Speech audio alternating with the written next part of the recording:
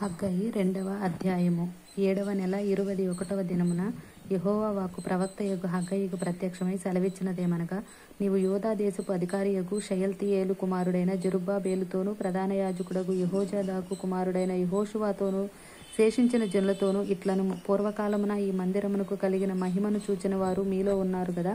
అట్టివారికి ఇది ఎట్టిదిగా కనబడుచున్నది, దానితో ఇది ఎందునూ పోలినది కాదని తోచుచున్నది గదా.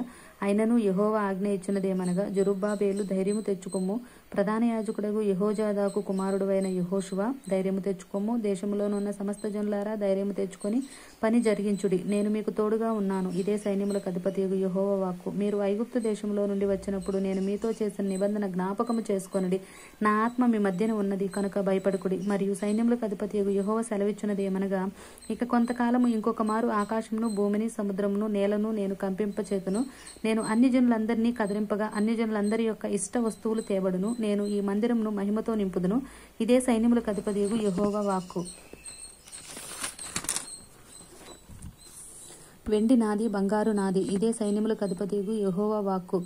ఈ కడవరి మందిరము యొక్క మహిమ మునుపటి మందిరము యొక్క మహిమకు మించినది. సైన్యములకు అధిపతియగు యెహోవా సెలవిచ్చుచున్నాడు. ఈ స్థలమందు నేను సమాధానము నిలుపను అనుగ్రహించదును. ఇదే సైన్యములకు అధిపతియగు యెహోవా వాక్కు.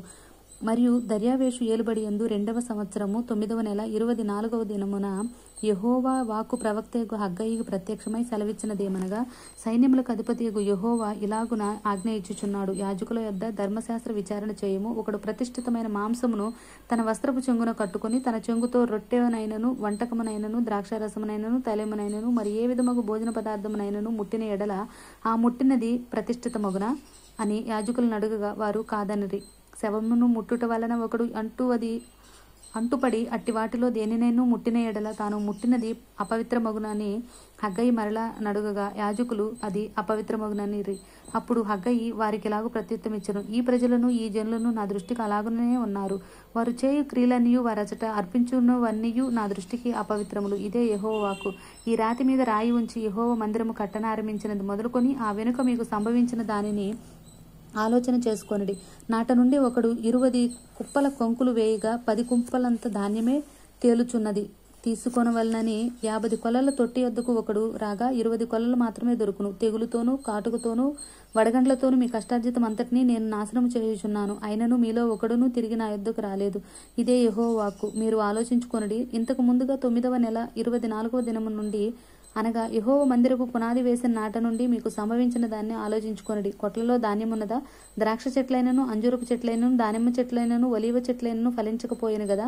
అయితే ఇది మొదలుకొని నేను మిమ్మును ఆశీర్వదించెదను.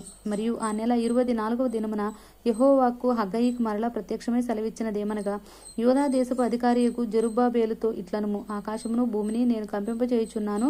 రాజ్యముల సింహాసనములను నేను క్రింద పడవేతును. అన్యజనుల రాజ్యములకు కలిగిన బలములను నాశనం చేతును. రథములను వాటిని ఎక్కిన వారిని క్రింద పడవేతును. గుర్రములను రౌతులను ఒకరి ఖడ్గము చేత ఒకరు కూలుదురు. నా సేవకుడును షయల్తీయేలు కుమారుడైన జెరుబ్బాబేలు, నేను నిన్ను ఏర్పరచుకొని ఉన్నాను కనుక ఆ దినమున నేను నిన్ను తీసుకుని ఉంగరముగా చేతును. ఇదే సైన్యములకు అధిపతియగు యెహోవా వాక్కు. ఆమేన్.